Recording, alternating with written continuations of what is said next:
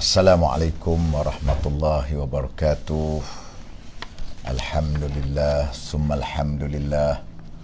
Wassalatu wassalamu ala rasulillah wa ala alihi wa sahbihi wa man tabi'ahum bi ihsanin ila yaumiddin. Rabbi syrah li sadri wa yassir li amri wahlul 'uqdatam min lisani yafqahu qawli wa la hawla wa la quwata illa billahil 'aliyyil 'azim. Allahumma yassir wa la tu'assir wa tammim bil khair. Yang saya kasihi tuan-tuan, perempuan yang dirahmati Allah Subhanahu wa taala. Alhamdulillah, pertamanya kita merafakkan syukur kepada Allah Subhanahu wa taala. Allah taala masih lagi memberikan kepada kita nikmat yang paling berharga sudah tentulah nikmat Islam. Nikmat inilah nikmat yang kita perlu jaga, perlu kita pelihara. Semoga ianya akan dapat memberikan kebaikan untuk di dunia dan juga akhirat. Selain daripada nikmat Islam, ya sudah tentulah nikmat sihat. Yang ini merupakan nikmat yang Tuhan berikan kepada kita pada pagi ini. Kita dapat untuk bertemu dan saya juga dapat untuk bercakap di hadapan tuan-tuan. Ialah kerana Allah Ta'ala berikan kepada kita nikmat sihat, maka kita mampu untuk kita nak berada di dalam keadaan majlis ilmu pada pagi ini. Dan Alhamdulillah, pada hari ini masih lagi kita berada di hari Tasyrik, hari yang diharamkan kita berpuasa dan di hari yang masih lagi disyariatkan oleh Allah Subhanahu wa Ta'ala untuk kita melaksanakan ibadah korban. Dan kita mengharapkan mereka yang telah melaksanakan korban, Allah Subhanahu wa taala memberikan kepada mereka itu ialah satu anugerah. Allah taala terima ibadah korban yang diberikan, yang kita tunaikan kepada Allah Subhanahu wa taala. Jadi tuan-tuan yang saya kasih sekalian, pada hari ini kita akan membicarakan tentang bagaimanakah sifat-sifat ataupun ciri-ciri sahabat, kawan yang kita nak kena pilih. Antaranya ialah kita pilih sifat yang ketiga, iaitu orang yang mutadayyin ataupun mutadayyinah, orang yang pegang dengan agama, ataupun orang yang tidak fasik. Kita kawan dengan orang yang kuat pegangan agamanya. Kita berkawan dengan orang yang nak berkawan ni, biarlah kita berkawan dengan orang yang mutadayyin. Itu bagi orang lelaki ataupun mutadayyinah bagi orang perempuan yang sama-sama dengan kita, itu ialah orang yang beragama, orang pegang dengan agama. Jangan kita bersahabat dengan orang yang fasik, iaitu orang yang mengerjakan dosa besar dan mengekalkan dosa yang kecil. Jadi artinya kita tak boleh, kita mengelak daripada berkawan dengan orang yang fasik, bersahabat dengan orang yang fasik. Maksud dia kata, bukan macam kita sebut dululah, bukan berarti apabila kita tak berkawan dengan dia, kita tak bertegur dengan dia, kita pulau dia, kita tak bersembang dengan dia. Kalau gitu macam mana pula ustaz, dakwah kita macam mana nak kembang? Ya, maksud tadi ialah kita rapat dengan dia. Tu yang kata maksud kita bersahabat ni, kita rapat dengan dia. Kita tak perlu untuk dengan orang macam ni, kita tak perlu nak rapat dengan dia, tak perlu kita nak menjadikan dia tu sebagai rakan yang qarib ataupun akrab dengan kita. Kerana orang ni orang yang fasik, tak boleh kita nak kawan. Kita sebaliknya kita mencari orang yang mutadayyin, yakni orang yang berpegang dengan agama. Kerana orang yang berpandu pegang dengan agama ini, kita ni nak bersahabat ni tuan-tuan, ialah bukan sahaja kita nak bersahabat di dunia, malahan juga kita nak bersahabat kita ini sampai ke akhirat. Persahabatan kita ni sampai ke akhirat, bukan hanya semata-mata. Kita dah sebut dulu, ada orang berkawan kerana apa? Kerana zat tubuh kawan itu sendiri, kerana lawa, comel, maka kita kawan dengan dia, ataupun kerana untuk masalah dunia kita berkawan dia pasal dia ada pangkat saja, ataupun kita berkawan dengan dia kerana dia itu memberikan tunjuk ajar kepada kita tentang agama Dan ada yang kita berkawan dengan dia itu kerana ukhuwah fillah, tak ada kerana urusan agama, tak ada kerana urusan dunia, tapi kita berkawan, bersahabat dengan dia itu kerana dia itu merupakan saudara seaqidah dengan kita. Jadi yang ni hari ini kita bicarakan berkenaan dengan ciri kawan yang kita nak berkawan. Biarlah orang yang mutadayyin, orang yang baik, orang yang berpegang kuat, orang yang pegang dengan agama, inilah kawan kita. Sebab apa? Kerana kita kena jauhkan dengan orang yang fasik, orang yang buat dosa ni, kerana pertamanya dia meringankan pekerjaan maksiat. Kerana yang dikatakan fasik ni ialah orang yang melakukan dosa besar. Dia minum arak, berjudi, berzina, itu ataupun orang yang mengekalkan dosa kecil dia, maka itu adalah merupakan orang yang fasik. Jadi bila kita berkawan dengan orang fasik ni tuan-tuan, dia selalunya meringankan pekerjaan maksiat. Bila meringankan pekerjaan maksiat ni bahaya. Kita bersahabat dengan dia, berkawan dengan dia, dia pula buat ringan je. Jenis orang kata berpegang dengan perempuan, dia sebut minum arak, dia jadi pada dia tu benda maksiat tu ringan, dia tak berat, dia tak ada rasa malu mata, dia tak ada rasa untuk nak segan silu nak buat, dia tak rasa takut dengan Allah Subhanahu Wa Taala. Punca dia pasal dia sendiri adalah terdiri dari kalangan orang yang melakukan maksiat itu tadi, dengan sebab dia terdiri dari kalangan orang yang tak rasa segan silu nak buat benda. Sebab tu kita tak boleh kawan dengan dia. Kerana dia ringan buat pekerjaan maksiat, kita bimbang lama kelamaan kita akan terlekat tabiat buruk itu kepada kita. Sebab yang lain pula, dia kata sebab apa kita ni kena jauh daripada orang fasik, kerana orang fasik ni kita berkawan dengan dia, memudahkan dia di dalam hati untuk melakukan maksiat. Kita berkawan dengan dia menyebabkan hati kita ni tergerak juga untuk nak buat maksiat dengan Allah Subhanahu Wa Taala. Tu kita tak nak. Tu kita tak mau. Kita bimbang takut nanti bila berkawan dengan dia, jadi hati kita ni pun dah jadi, orang kata hati dah jadi keras, hati dah jadi macam gelap, hati dah jadi hitam, hati dah jadi tak nak lagi untuk nak mendengar nasihat-nasihat yang baik. Akhirnya kita juga turut untuk melakukan maksiat dengan Allah. Punca dia pasal kita berkawan dengan dia. Dan yang ketiganya, sebab apa kita tak boleh bercampur dengan orang-orang yang fasik ini, kerana menghilangkan benci akan maksiat itu di dalam hati kita. Jadi menyebabkan akhirnya kita ni tak ada orang panggil sensitif. Kan macam kalau orang yang kena stroke kan, dia bila kita pegang jari dia tak terasa apa, bila kita garu dekat dengan kaki dia tak terasa apa, lengan dia, pasal dia sudah saraf dia tu sudah tidak lagi berfungsi dengan baik, deria, rasa dah tak ada lagi. Orang bila kita berkawan dengan orang yang buat maksiat ni pun sama. Menjadikan kita itu akan hilang perasaan benci. Tak ada perasaan benci. Kan kita boleh carakan tambah amar ma'ruf nahi munkar. Man ra'a minkum munkaran falyughayyir biyadihi wa man lam yastati' fa bilisanihi wa man la yastati' fa biqalbihi wa zalika adhaful iman. Siapa yang tengok kemungkaran, dia ubah dengan tangan dia, ataupun dengan kuasa dia, ataupun dengan lidah dia, ataupun dengan hati dia. Hati itu dalam riwayat lain wazalika adhaful iman. Hati itu pun dah lemah dah. Tiba-tiba hati pun tak ada rasa nak marah. Kalau hati itu kita tak mampu untuk cegah dengan mulut kita, tak cegah dengan tangan kerana kita tak ada kuasa, tak apa lagi tuan-tuan, tiba-tiba hati kita pun lemah. Dengan sebab apa hati kita lemah? Kerana kita berkawan dengan orang fasik ni, menjadikan hati kita itu sudah pun mati. Sel-sel dalam, kalau kita cakap tentang biologi kita ni sudah mati. Hati mati lebih teruk daripada sel-sel kita dekat dengan tubuh badan kita. Yang ini pula ialah merupakan hati kita mati. Akhirnya kita sudah tidak ada rasa untuk rasa benci dengan maksiat yang dia buat. Hati kita juga tak terasa benci maksiat di dalam hati kita. Itu kita tak nak.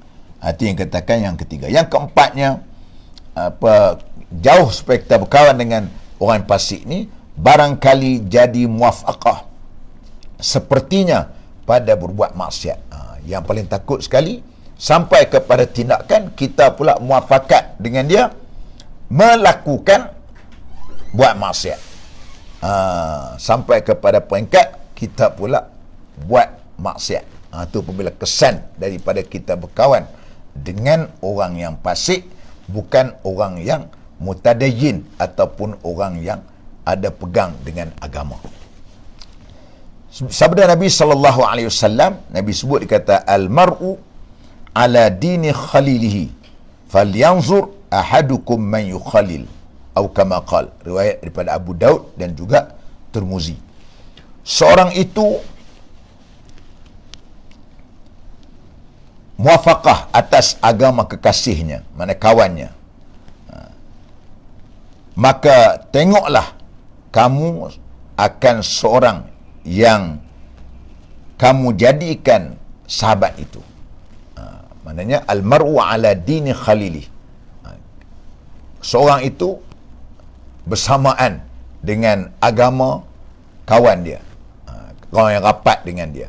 Maka fal yanzur ahadukum man yukhalil, kamu tengok siapakah rakan kawan dia tadi. Kawan dia tadi, bila kita tengok kawan kita tadi, maka kita akan tengok itulah dia rakan agama kita. Rakan agama kita. Dan ini semua pengalaman tuan-tuan ya. Macam saya manusia juga. Saya manusia juga, ada kelemahan, ada kerosakan hati, ada kesilapan. Kita bukan maksum ya. Jadi kita tengok apabila kita buat benda, kita berkawan rapat dengan orang yang macam ni, sebenarnya kadang-kadang mempengaruhi dalam tindakan kita. Mempengaruhi dalam tindakan kita, kelakuan kita, perangai kita, pemikiran kita, tindakan tu pengaruh dengan kawan kita tadi. Maka kita jadi macam tu. Sebab tu Nabi kata falyanzur ahadukum man yukhalil. Kamu tengok siapakah yang menjadikan kawan kamu semua. Kamu tengok yang menjadikan kita ni kadang-kadang kita malas untuk nak pergi sembahyang jamaah misalnya katakan.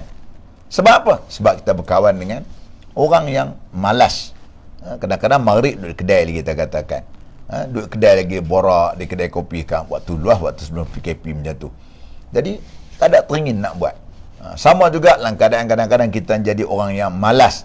Sebab apa? Kita nak hadir mali ilmu sebagainya, mali kuliah, mali usrah sebagainya. Sebab apa? Kawan kita tadi. Kita berkawan dengan orang yang macam tu, maka akan kena kepada kita. Tabiat kita ni akan kena kepada dia. Sama lah macam kita bincang bab boros, bab berkenaan dengan takbur. Itu semuanya ialah dia daripada impak, kesan daripada kita berkawan dengan seorang tadi, menjadikan dia itu adalah terdiri dari kalangan manusia yang akan kita terpengaruh dengan apa yang ada kepada dia. Sebab tu kita tidak boleh untuk kita katakan tadi, kita melakukan suatu perkara, kita berkawan dengan seorang itu sehingga akan memberikan kesan yang tidak baik kepada kita. Dan firman Allah Subhanahu wa taala, wala tuti' man aghfalna qalbahu an zikrina wattaba'a hawah wa kana amruhu furta.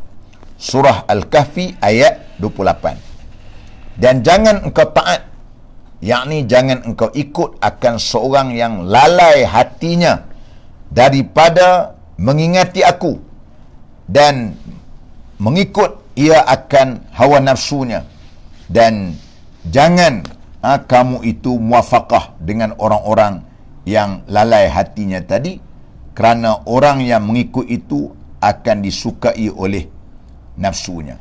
Sebab tu kita tak boleh, kita katakan tadi, wala tuti' man aghfalna qalbahu an zikrina wattaba'a hawah wa kana amruhu furta. Ni kepada kita. Sebab tu Allah Ta'ala larang kita, jangan kamu taat ikut dengan orang yang hatinya itu lalai daripada mengingati aku. Hatinya lalai daripada mengingati aku, kata Allah Ta'ala. Bila hati kita lalai daripada mengingat Allah Ta'ala, waktu itu wattaba' hawa, maka kita akan ikut hawa nafsu. Kerana tuan-tuan, ingatan kita dengan Allah Ta'ala ni, kalau kita ingat dengan Allah Ta'ala, kita tak ikut nafsu. Tapi kalau kita ini menjadikan orang yang ikut nafsu, maka kita tak akan ingat kepada Allah Subhanahu Wa Taala. Sebab tu dikatakan, jangan apabila kamu ikut benda-benda awan nafsu ni tadi, menjadikan kamu akan suka kawan, kamu ikut orang macam tu, menjadikan kamu pula akan mengikut nafsunya tadi. Jadi sebab itu kita tak boleh untuk kita nak ikut dia, rapat dengan dia, kawan dengan dia, taat dengan dia. Itu merupakan satu perbuatan yang tidak baik. Perbuatan ini perbuatan yang boleh menjadikan kita adalah merupakan orang yang akan rugi di dunia dan juga pada hari akhirat nanti. Begitu juga dalam surah An-Najm ayat 29. Firman Allah Ta'ala, fa'a'rid an man tawalla an zikrina walam yurid illa al-hayatad dunya. Maka berpaling olehmu daripada orang yang berpaling daripada menyebut akan daku, yakni menyebut akan Allah Subhanahu Wa Ta'ala, padahal ia tiada berkendak melainkan kehidupan di dalam dunia saja.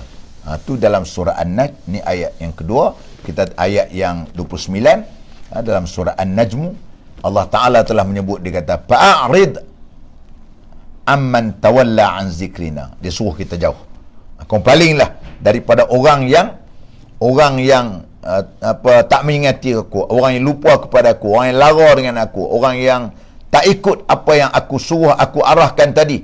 Pasal apa? Walam yurid illal hayatad dunya. Puak-puak ni hak jenis macam ni, dia tak ada, dia fikir dia otak dia dunia saja.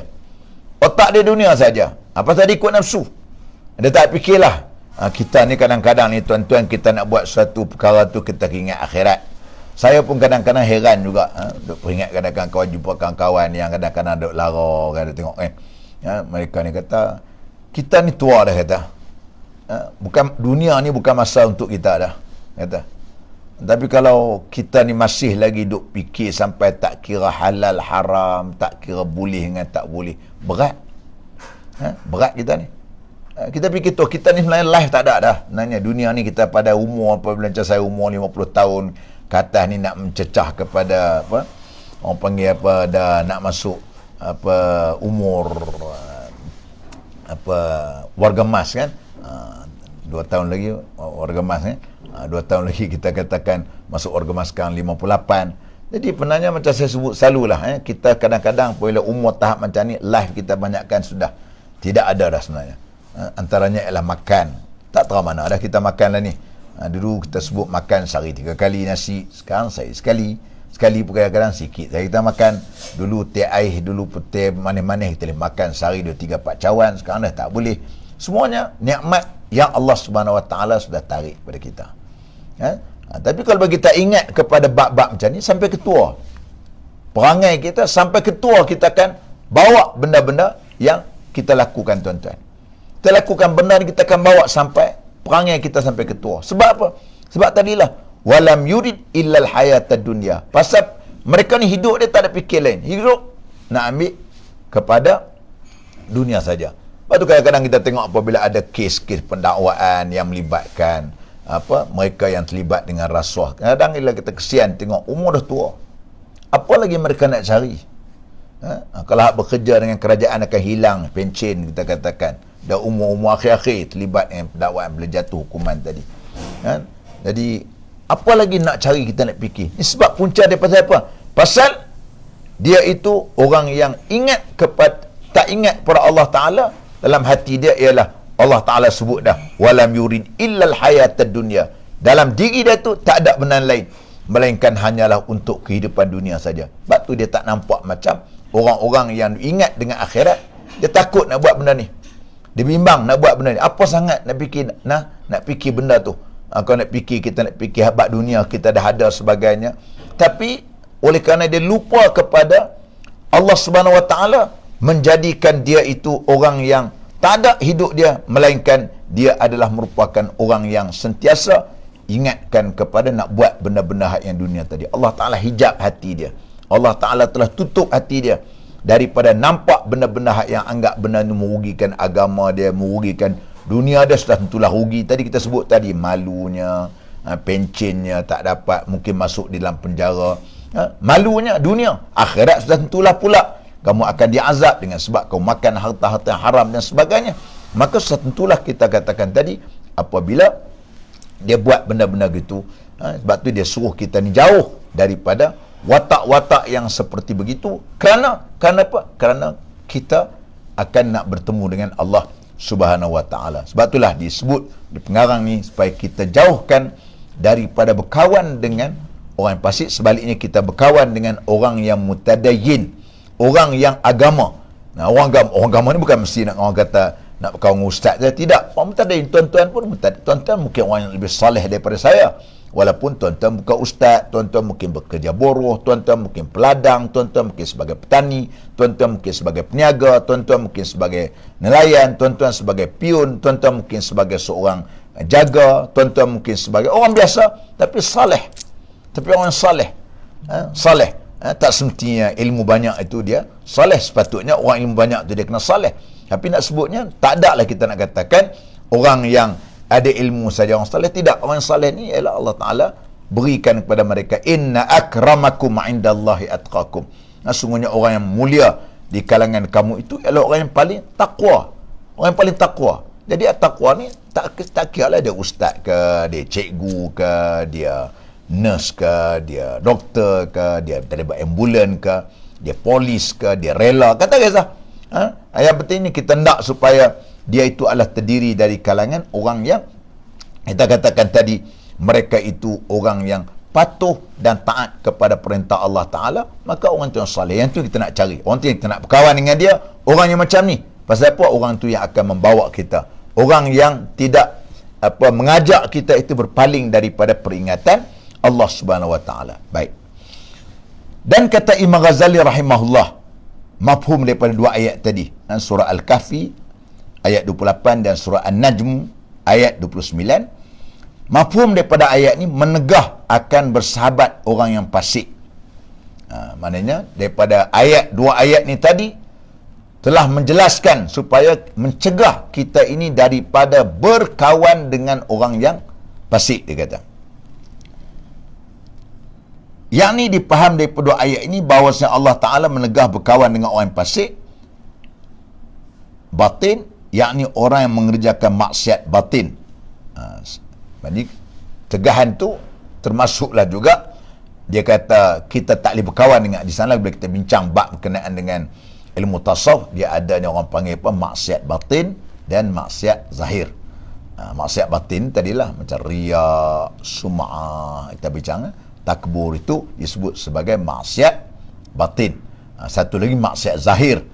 Dan begitu juga dia kata yakni orang mengerjakan maksiat batin seperti menegah Allah Ta'ala bersahabat dengan orang yang maksiat zahir, yakni orang yang bermaksiat zahir seperti berzina, mencuri, minum arak dan sebagainya. Kata Imam Ghazali, dua ayat ini dia mencegah kita ini daripada berkawan dengan orang yang fasik. Fasik orang yang buat maksiat, sama ada maksiat zahir ataupun maksiat batin. Maksiat zahir kita fahamlah, minum arak, berjudi, berzina sebagainya. Satu lagi ialah maksiat batin, yang mana dia juga tak benarkan untuk kita berkawan dengan orang itu. Kerana apa? Kerana sama seperti mana maksiat zahir yang kita tak benar berkawan dengan dia, maksiat batin pun kita tak layak untuk berkawan dengan orang-orang yang disebut sebagai orang-orang yang orang-orang yang riya, orang yang sum'ah sebagainya. Itu dia mendatangkan satu keburukan kepada peribadi kita. Jadi tuan-tuan yang sahabat-sahabat yang saya hormati sekalian, semoga ianya akan dapat memberikan manfaat kepada kita bersama pada pagi ini. Sedikit saja yang daripada saya, untuk kita sama-sama kita beramal. Mungkin tak boleh beramal 100%, kurang-kurangnya separuh, kurang-kurangnya sedikit pun, insya-Allah kita berdikit-dikit untuk kita beramal dengan ilmu yang kita dapat. Saya pun doakan kepada Allah Ta'ala supaya juga apa yang saya sampaikan tadi, saya dapat amalkan apa ilmu yang saya sampaikan kepada tuan-tuan semua. Jadi marilah sama-sama tuan-tuan yang dirahmati Allah, kita hadiahkan Fatihah kepada ibu dan ayah kita, insya-Allah. Semoga ayah dan ibu kita bahagia di alam barzah sana, dan juga kepada ibu bapa kita, saudara kita, saudara mara kita yang masih lagi hidup. Al-Fatihah. A'udzubillahi minasyaitonirrajim. Bismillahirrahmanirrahim. Alhamdulillahirabbil alamin. Ar-Rahmanir Rahim, Maliki Yaumiddin. Iyyaka na'budu wa iyyaka nasta'in. Ihdinas siratal mustaqim. Siratal ladzina an'amta 'alaihim ghairil maghdubi 'alaihim waladdallin. A'udzu billahi minasyaitonir rajim. Bismillahirrahmanirrahim. Alhamdulillahi rabbil alamin wassalatu wassalamu ala asyrafil anbiya'i wal mursalin wa ala alihi wa sahbihi ajma'in. Ya Allah, ya Tuhan kami, ampunlah dosa kami ya Allah. Ampun dosa ibu bapa kami ya Allah. Ampun dosa anak menantu kami ya Allah. Ampun dosa sahabat handai kami ya Allah. Ya Allah, ya Tuhan kami, kau ampunlah, kau berikanlah ibu bapa kami, kubur ibu bapa kami daripada taman-taman syurga ya Allah. Jangan jadikan kubur mereka berdua daripada lubang neraka ya Allah.